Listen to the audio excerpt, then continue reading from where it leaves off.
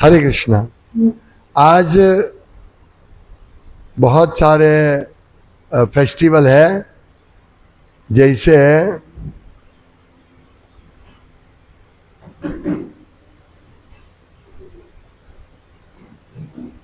Appearance of Radha Kund, स्नान दान, श्री बलराम रस यात्रा, रास यात्रा, श्री कृष्ण वसंत रास, श्री श्यामानंद प्रभु अपीयरेंस डे और श्री वंशीवदन ठाकुर अपीयरेंस डे। तो आज हम देखते कितना कवर कर सकते हैं। पहले हम अपीयरेंस ऑफ राधा कुंड की चर्चा करेंगे, उसके बाद आगे देखेंगे जितना समय मिलता है। इस हिसाब से हम बलराम रास यात्रा, श्री कृष्ण रास यात्रा, श्यामानंद प्रभु, इतना समय नहीं मिल पाएगा।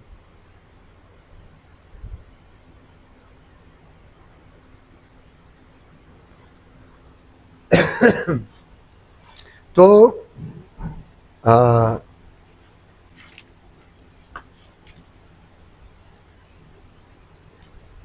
उपदेशामृत का अंतिम श्लोक, लास्ट श्लोक, 11वां श्लोक, उसमें वर्णन है राधा कुंड के बारे में। उससे पहले का श्लोक भी हम ले लेते हैं।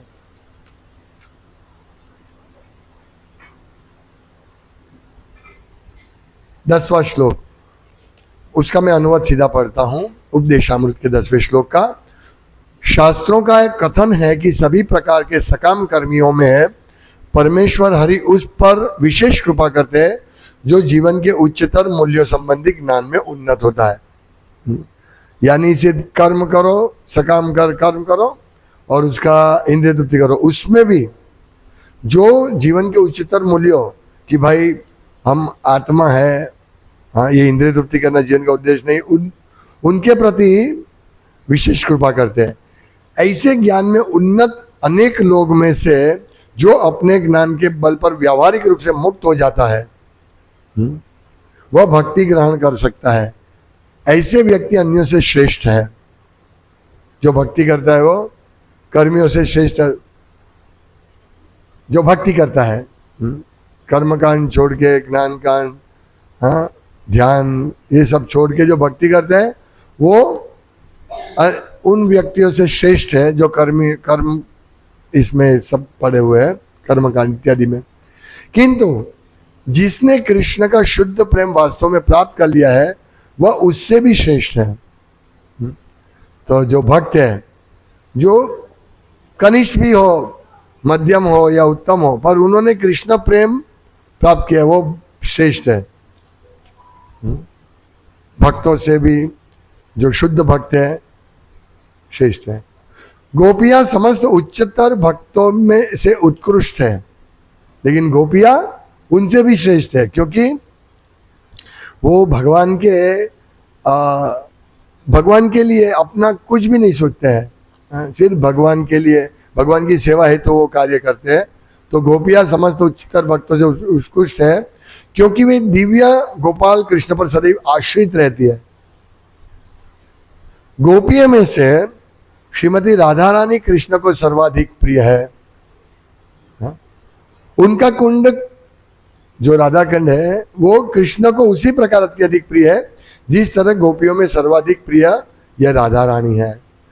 तो ऐसा कौन होगा जो राधा कुंड में नहीं रहना चाहेगा और उल्लासमय भक्ति भाव से पूरी आध्यात्मिक शरीर द्वारा श्री श्री राधा गोविंद के दिव्य युगल जो नित्य ही अपनी अष्टकालीय लीला संपन्न करते हैं उनकी प्रेममयी सेवा करना नहीं चाहेगा। यानी राधा कुंड सबसे प्रिय है भगवान को, क्योंकि राधा रानी भगवान को प्रिय है और राधा रानी और राधा कुंड अभिन्न है। हम वृंदावन में जाते हैं श्याम कुंड, और जब परिक्रमा मार्ग में श्याम कुंड और राधा कुंड दोनों आते हैं, तो जब अरिष्टासुर का वध किया तब ये सब गोपियां और राधा रानी कहने लगे कि आपने एक गोवंश का वध किया है, बैल है ना, तो इसीलिए आप अशुद्ध है, आप पापी है, तो आपको शुद्ध होना पड़ेगा। तो भगवान कृष्ण सभी तीर्थों को, सभी तीर्थ नदी को वहां प्रकट करवाते हैं अपने एक इच्छा से। तो वहां सब कुंड वो सब प्रकट होते, वो है श्याम कुंड।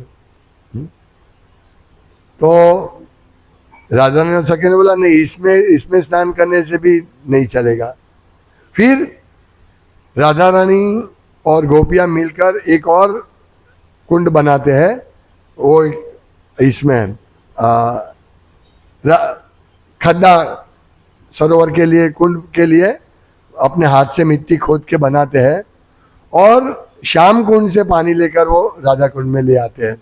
तो इसके बारे में श्री रघुनाथ दास गोस्वामी ने राधा कुंड अष्टकम रचना की है, रघुनाथ दास गोस्वामी। तो वे हम पढ़ेंगे और कहते हैं राधा कुंड अष्टकम बहुत ही पवित्र है। उसमें अष्टम जो खंड है उसमें कहते हैं कि जो भक्त श्रीमती राधिका की सेवा की आकांक्षा से दृढ़ भाव से श्री राधा कुंड का वर्णन करने वाली इस मनोहर प्रार्थना को पढ़ता है, उसे इस शरीर में भी श्री कृष्ण ने केवल अपनी प्रिय राधिका का अपितु उनकी अनेक प्रकार की प्रेममयी लीलाओं का भी शीघ्र दर्शन करा देते हैं। इन लीलाओं को देखकर तथा स्वयं को युगल किशोर की अनेक प्रकार से सेवा करते हुए देखकर ऐसा भक्त अपार हर्ष का अनुभव करेगा। इस अष्टक का पाठ मालिनी नामक काव्यात्मक छंद में किया जाता है। मतलब राधा कुंड जो अष्टकम है, वो जो इस मनोहर प्रार्थना को पढ़ेंगे तो वो राधा रानी का प्रिय बनेगा और तुरंत ही कृष्णा उनकी लीलाओं का भी शीघ्र दर्शन करवा देंगे। तो हम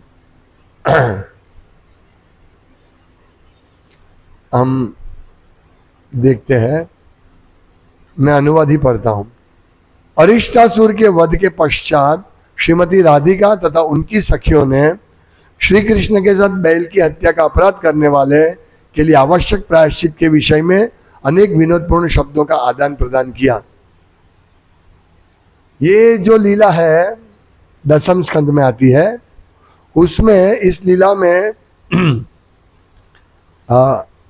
प्रभुपाद ने उसका कृष्ण बुक में लिखा है, पर आचार्य की टीका जो प्रभुपाद के शिष्यों ने अनुवाद किया है, उसमें आचार्य की टीका लिखी है। तो उसमें बहुत सुंदर वर्णन है, जिसमें आचार्यों इसके ऊपर टीका लिखते हैं। उसमें राधा रानी, गोपियाँ और कृष्ण के बीच में वार्तालाप चलता है, तो उसका वर्णन है। तो यही कहते हैं कि वो आदान प्रदान, अनेक विनोदपूर्ण शब्दों का आदान प्रदान किया था। तो और परिणाम स्वरूप वृंदावन की रानी श्रीमती राधिका तथा उनकी सखियों ने प्रसन्नता पूर्वक अपने हाथों से श्री राधा कुंड की खुदाई की तथा उसे भर दिया। वह अत्यंत सुगंधित राधा कुंड मेरा आश्रय हो। सॉरी, राधा कुंड में पानी मेरे हिसाब से मानसी गंगा से लाए थे, ऐसा है। श्याम कुंड का पानी नहीं। अच्छा, दूसरा श्लोक। राधा कुंड में स्नान करने वालों के हृदय की भूमि में परम प्रेम का एक कल्प वृक्ष उत्पन्न होगा, जो द्वारका में कृष्ण की प्रमुख रानियों के लिए भी प्राप्त करने योग्य नहीं है। वह मनोहर राधा कुंड मेरा आश्रय हो। मतलब राधा कुंड में स्नान करना चाहिए, जिससे हमारा क्या होगा, एक प्रेम, परम प्रेम का एक कल्प वृक्ष उत्पन्न होगा, है मानसी गंगा माता। हाँ, तो वहां से सब पहले खुदाई की राधा कुंड की, और फिर घड़े भरकर मानसी गंगा से, उसकी कथा है। लेकिन हम ये समझेंगे इस श्लोक के, राधा कुंड में स्नान करने वालों के हृदय की भूमि में परम प्रेम का कल्पवृक्ष उत्पन्न होगा। तो क्या हम राधा कुंड में स्नान कर सकते हैं? नहीं, प्रभुपाद ने कभी नहीं किया, श्रील भक्ति सिद्धांत सरस्वती गोस्वामी महाराज ने कभी नहीं किया। लेकिन यहां भी कहते हैं इस श्लोक में कि राधा का कुंड कृष्ण को उसी प्रकार अत्यधिक प्रिय है जिस तरह गोपियों में सर्वाधिक प्रिय यह राधा रानी। तो ऐसा कौन होगा जो राधा कुंड में नहीं रहना चाहेगा? तो राधा कुंड पर रहना, उसमें स्नान करना, हाँ। लेकिन ये जो रूप गोस्वामी जिन्होंने उपदेशामृत लिखा है, वो आगे कहते राधा कुंड पर रहने का एकमात्र उद्देश्य है श्री श्री राधा कृष्ण की सेवा करना। हाँ? या लिखते कि राधा कुंड में उल्लासमयी भक्ति भाव से पूरी आध्यात्मिक शरीर द्वारा श्री श्री राधा गोविंद के दिव्य युगल जो नित्य ही अपनी अष्टकालीय लीला संपन्न करते हैं, उनकी प्रेममयी सेवा करना कौन नहीं चाहेगा? यानी हम सबका ये ध्येय है कि राधा कुंड में स्नान करें और राधा कुंड के पास ही रहे। लेकिन श्रील भक्ति सिद्धांत सरस्वती गोस्वामी महाराज ने कहा था कि जो राधा कुंड पे रहते हैं वो राधा कुंड में नहीं, नरक कुंड में रहते हैं, नरक कुंड के पास रहते हैं। यानी वो शरीर से वहां रहते हैं लेकिन अपने कृष्ण सेवा हेतु नहीं, अपनी इंद्रिय तृप्ति के लिए रहते हैं। बहुत सारे ऐसे बाबा जी है जो वृंदावन में रहते हैं लेकिन एक स्त्रियों के का संपर्क रखते हैं। तो जब तक हम आध्यात्मिक, यहां लिखा है कि आध्यात्मिक श्रीमती राधा रानी और कृष्ण श्री राधा गोविंद का भक्ति भाव से पूरित आध्यात्मिक शरीर द्वारा, हाँ, भक्ति भाव से पूरित आध्यात्मिक शरीर द्वारा ही, मतलब भक्ति आध्यात्मिक शरीर यदि हमारा होगा तो हम राधा कुंड में स्नान कर सकते हैं। हाँ? अभी तो हम हमारा एक महाराज कहते हैं कि राधा कुंड में स्नान किया फिर बाहर जाके लस्सी पी लिया। तो इंद्रिय तृप्ति वाले लोग नहीं इसमें स्नान कर सकते हैं। जो आध्यात्मिक शरीर से हम समझ सकते हैं कि श्रील भक्ति सिद्धांत सरस्वती गोस्वामी महाराज ने भी स्नान नहीं किया है, हाँ? और प्रभुपाद ने भी स्नान नहीं किया। तो हम अभी, ये तो भगवान के पार्षद थे फिर भी उन्होंने स्नान नहीं किया, हमको दिखाने के लिए कि ये बहुत ही उन्नत जगह, क्योंकि भगवान कृष्ण को राधा ने अत्यधिक प्रिय है और इतना ही ये राधा कुंड प्रिय है। तो हम उसमें अपना पैर कैसे रख सकते हैं? हाँ? ये अपराध है, इसीलिए हम लोग आचमन करते हैं। और वैसे इसमें लिखा है कि स्नान करना चाहिए और भी है। हाँ, यदि कोई इसके पवित्र जल, लास्ट श्लोक में उपदेशामृत, यदि कोई इसके पवित्र जल में केवल एक बार स्नान कर ले तो उसमें कृष्ण के लिए शुद्ध प्रेम पूर्णतः प्रकट हो जाता है। तो ये बात है। तो परम पूज्य भक्ति विकास महाराज ने कहा कि ये जो स्नान करना है, ऐसा नहीं कि हमको सीधा, हम ये आध्यात्मिक शरीर के बिना नहीं स्नान कर सकते हैं, अपराध लगेगा। तो हम, ये उपदेशामृत है, जो उपदेश है भगवान श्रील रूप गोस्वामी के, तो ये उसमें हम स्नान कर ले, यानी उपदेशामृत को ग्रहण करें। तो उपदेशामृत में जो उपदेश दिया है, ये पहला ही उपदेश है, हाँ? वाचो वेगम मनसा क्रोध वेगम जिह्वा वेगम उदरोपस्थ वेगम एतान वेगान यो विषहेत धीरान सर्वामपि मां पृथ्वीं सशिष्यात्। तो पहले तो अपनी वाणी पर वेग होना चाहिए, वाचो वेगम मनसा। ये देखो, ये पहला श्लोक है, वो पालन नहीं करेंगे, पर यहां लिखा है रूप गोस्वामी के राधा कुंड में स्नान करने, वो पालन करेंगे हम। देखो, ये है सेंटिमेंटल भक्त। पहला पालन करो, वाणी पर, वाणी के वेग का कंट्रोल करो, मन के वेग का कंट्रोल करो, क्रोध का वेग का कंट्रोल करो, हाँ? ये नहीं, जीवा वेग, उदरपस्थ, हाँ? इंद्रियों का वेग, जनेंद्रिय का वेग, ये 6 वेग को कंट्रोल करने की बात नहीं, वो नहीं। हमको तो राधा कुंड में स्नान करना है क्योंकि श्रील रूप गोस्वामी ने कहा है। अरे भाई, उससे पहले भगवान ने सब कहा भगवत गीता में, है? पर अंतिम शरणागति, ये मेन चीज है शरणागति।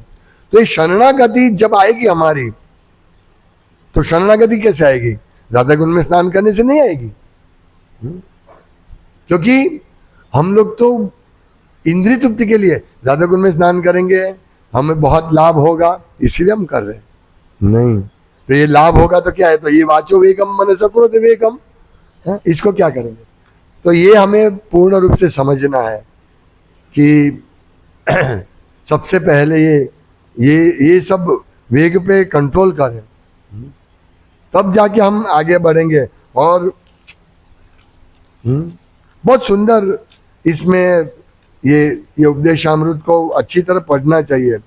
फिर दूसरा श्लोक, अत्याहार प्रयासश्च प्रजल्पो नियमाग्रह जनसंगस्य लौलस्य शदबीर भक्तिर विनश्यति। ये भक्ति का विनाश, देखो दूसरा श्लोक भक्ति का विनाश करने का, किससे विनाश होता है वो सब सीखो पहले। अत्याहार, अत्याहार में ये जो दो श्लोक है, दूसरा और तीसरा श्लोक, अत्याहार प्रयासश्च, और जो तीसरा श्लोक है कि जिसमें भक्ति का कैसे ये होता है, उत्साह निश्चय धैर्य तत्त कर्म प्रवर्तनात्। तो ये दो उपदेशामृत के जो श्लोक हैं, ये दो श्लोक के ऊपर श्री भक्ति विनोद ठाकुर महाराज ने एक बुक लिखी है, एक बहुत सुंदर।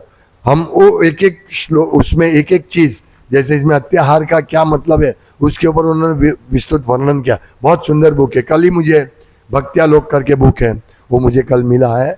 हम प्रयास करेंगे उसके ऊपर एक के बाद एक उसको समझेंगे। बहुत सुंदर है वो। तो ये अत्याहार, उसमें एक चीज आती, सिर्फ अतिहार करना ही नहीं है, जरूरत से ज्यादा धन संपत्ति को संग्रह करना वो भी अत्याहार है, वो हम उसमें देखेंगे। तो ये सब श्लोक को पहले हमें आत्मसात करना है। फिर यदि हम इस श्लोक के हिसाब से हमारे जीवन यापन करेंगे, पहले इस श्लोक में स्नान करें हम कि वाचो वेगम मनसा क्रोध वेगम जीवा वेगन उदरो प्रस्वेग।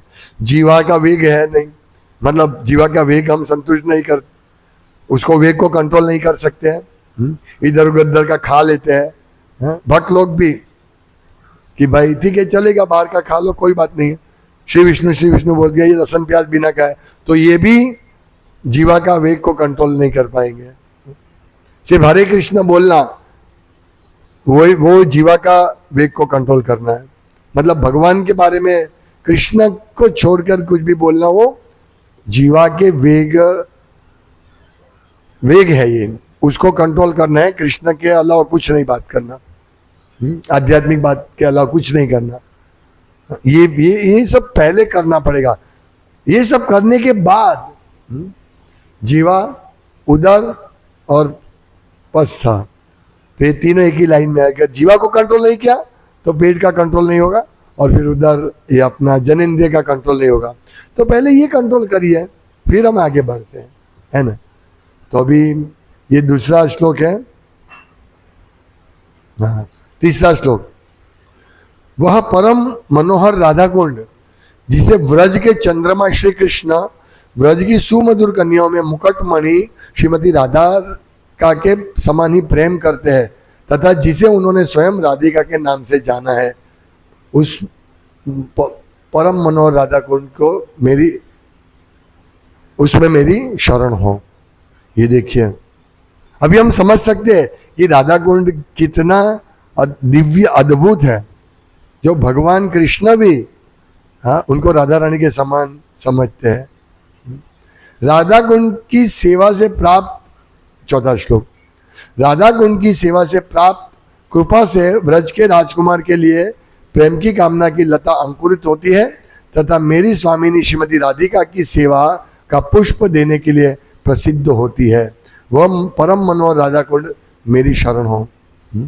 तो ये स्वयं भगवान व्रज के राजकुमार के लिए प्रेम की कामना की लता अंकुरित होती है। मतलब राधा कुंड की जब हम सेवा करेंगे तो उसमें भगवान कृष्ण के लिए प्रेम की जो इच्छा है वो हमारी अंकुरित होती है, देखो राधा कुंड में स्नान करने से। और श्रीमती राधा रानी राधिका की सेवा का पुष्प देने के लिए प्रसिद्ध होती है। तो ये मनोहर राधा कुंड है जिससे हमारी कामना कृष्ण के प्रति बढ़े, श्रीमती राधा रानी के प्रति बढ़े। तो इसीलिए तो इसमें यही वो राधा कुंड के शरण में हम जाए। पांचवा, राधा कुंड के तट पर राधिका की प्रमुख सखियों के नाम पर 8 कुंजें महिमा पूर्वक प्रकट होती है। दिव्य युगल की प्रेममयी लीलाओं के लिए प्रेरणा के रूप में कार्य करते हुए ये कुंज भौरों की मधुर गुनगुनाहट से भरे हुए हैं और सभी के लिए वांछित है वह परम मनोमोहक राधा कुंड मेरा जीवन का आश्रय हो। तो ये 8 कुंजें हैं। हम जब परिक्रमा में देखते हैं विशाखा विशाखा जो भगवान की प्रमुख गोपियों में एक है, ललिता विशाखा। तो ललिता का कुंड, विशाखा कुंड ये आता है, सब मैंने नहीं देखा है पर वो आते हैं। तो ये राधा कुंड के तट पर 8 कुंजें महिमा पूर्वक प्रकट होती है। ये देखिए कितना बड़ा महिमा है। हम ये सब समझेंगे कि राधा कुंड का कितना महिमा है, श्याम कुंड का महिमा और उनके चारों और 8 अष्ट गोपियों का कुंज है। तो वो परम मनमोहक राधा कुंड मेरे जीवन का आश्रय हो। अब हम जान सकते हैं राधा कुंड का महिमा। हाँ, ऐसे आचार्यों, ये आचार्य रघुनाथ दास गोस्वामी आचार्य। छठा, राधा कुंड के तट पर एक उत्तम मंच पर विराजमान और अपनी प्रिय सखियों के साथ हमारी स्वामिनी श्रीमती राधिका व्रज के चंद्रमा श्री कृष्ण के साथ मधुर विनोदपूर्ण शब्दों में आकर्षक रूप से संलग्न है।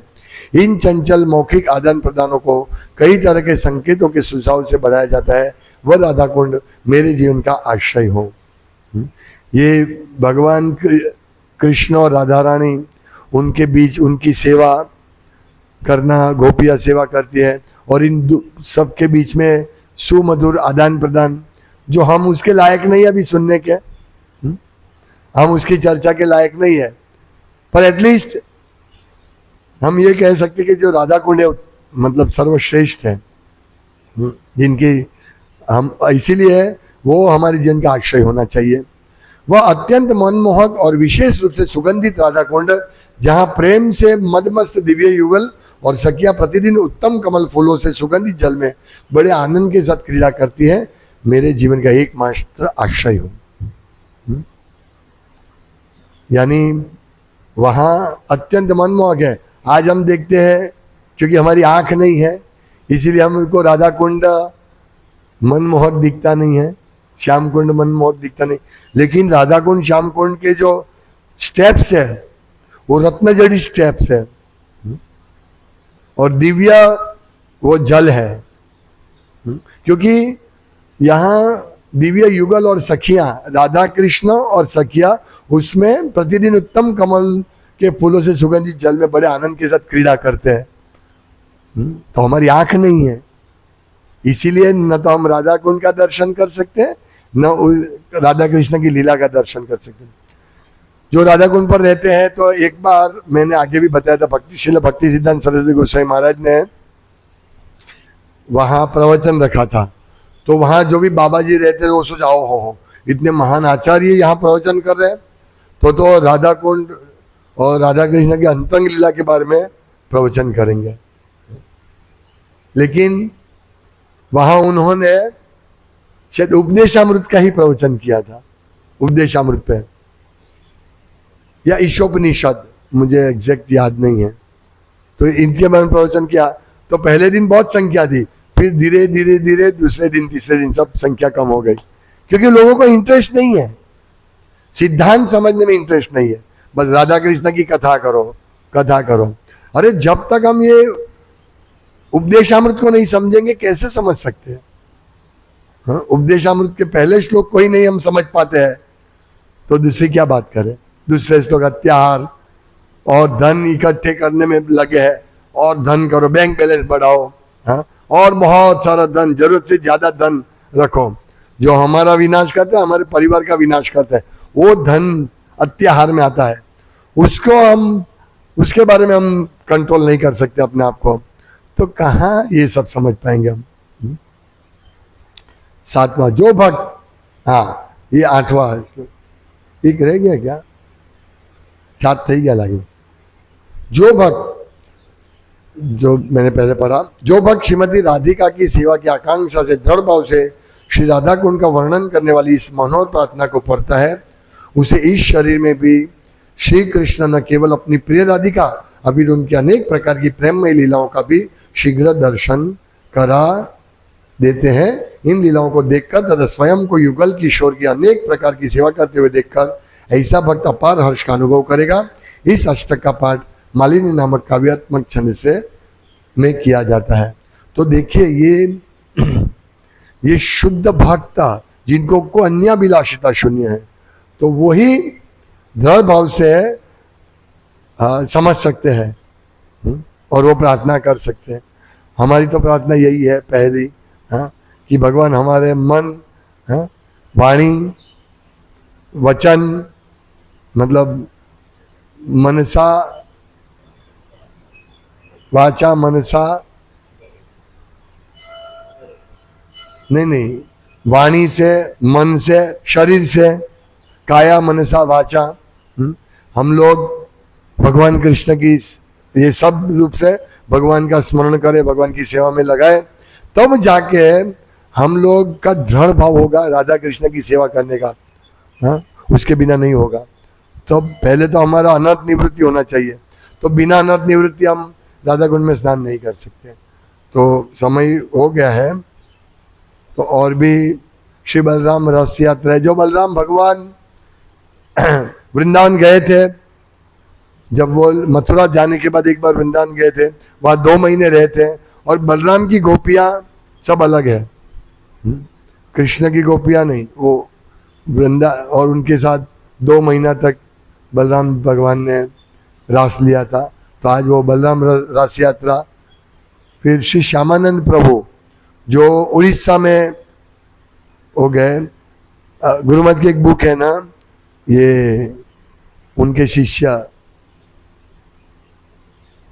नहीं, एक वो श्याम, हाँ रसिकानंद जो है उनके गुरु है श्यामानंद। तो ये उनके गुरु है, उनके शिष्य है, कुछ समझ। तो ये श्यामानंद प्रभु उड़ीसा में हुए थे, और उनके बारे में भी बहुत सुंदर कथा है, लेकिन अभी समय नहीं, इसलिए हम यहाँ विराम देते हैं। लेकिन इस पूरी कथा से आज पवित्र दिन है, राधा कुंड का उत्पत्ति हुई है, तो हम ये समझे कि क्या है राधा कुंड, और हमें स्नान करना है, लेकिन हमें पहले योग्यता प्राप्त करनी है। और एक और बात, आज हनुमान जी का भी प्रागट्य दिन है, जन्मदिन है, तो उसमें एक श्लोक में पढ़ लेता हूँ। हनुमान जैसे शक्तिशाली कैसे बन सकते हम? तो कहते हैं प्रचार कार्य में मदद करना वो भी प्रचार है। हमारे प्रचार कार्य का विस्तार के लिए अगर हमें धन की व्यवस्था अगर हम कर सकते हैं तो वो भी प्रचार है। हमें धन की आवश्यकता है। लक्ष्मी जी नारायण के सीधे हेल्पर है। लक्ष्मी, नारायण शब्द के आगे हमेशा लक्ष्मी शब्द आता है, लक्ष्मी नारायण। मायावादी तत्वदर्शी लक्ष्मी को स्पर्श नहीं करते हैं, पैसे को स्पर्श नहीं करते वो, लेकिन हम उनको कृष्ण की सेवा के लिए स्वीकार करते हैं। रावण जिसने नारायण के पास से लक्ष्मी ले ली थी, वो क्या हुआ? उसका विनाश हो गया, बर्बाद हो गया। हम ऐसी मानसिकता हमारी नहीं है। लक्ष्मी और नारायण हमेशा साथ में रखो, और इस प्रकार करने से आप हनुमान जैसे शक्तिशाली बन जाओगे। उनकी हनुमान जी की हमेशा भगवान राम और सीता देवी के साथ पूजा होती है। क्यों? क्योंकि उन्होंने लक्ष्मी को नारायण के पास लाने के लिए, यानी सीता माता को नारायण राम भगवान के पास लाने के लिए उन्होंने कार्य किया था। तो ये हनुमान जी है। और आज हम क्या करते हैं? आज के दिन मतलब हम नहीं, कर्मी लोग क्या करते हैं? हनुमान चालीसा पढ़ते हैं। क्यों? क्योंकि हनुमान चालीसा पढ़ने से हमें धन मिलेगा, ताकि हम इंद्रिय तृप्ति कर पाएंगे। हाँ, हमको हनुमान जी के प्रति आस्था नहीं, क्योंकि हनुमान चालीसा पढ़ने से हमारा कल्याण होगा, इसीलिए हनुमान जी को हम अपनी सेवा में लगाते हैं। तो ये समझना है कि हम लक्ष्मी, हम भी रावण जैसे ही है। यदि हम लक्ष्मी के पीछे दौड़ते हैं और उस लक्ष्मी से हम हमारा घर, एसी बंगलो, हाँ, एसी गाड़ी और खूब पैसा धन खर्च करते हैं, क्यों? भाई हमारे पास पैसा आया। तो आप हनुमान जी की सेवा करने की जगह हनुमान जी को सेवा में लगा रहे हैं, राम भगवान को सेवा में लगा रहे हैं, लक्ष्मी का उपयोग कर रहे हैं, तो हम रावण बन जाते हैं।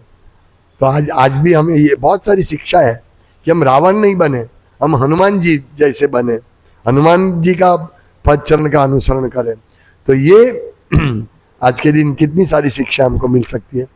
हाँ, ये श्रील प्रभुपाद की कृपा है कि हमको यह उपदेशामृत, हाँ, कितना महत्वपूर्ण पुस्तक है ये उपदेशामृत भी।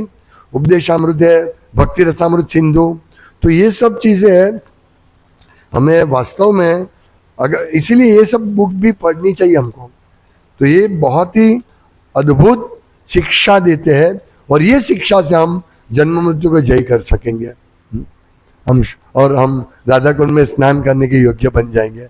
हरे कृष्णा। श्रीमद् भागवतम की जय, श्रील प्रभुपाद की जय, श्रीमती राधा रानी की जय, राधा कुंड की जय। गौर प्रेमानंदी। हरि हरि।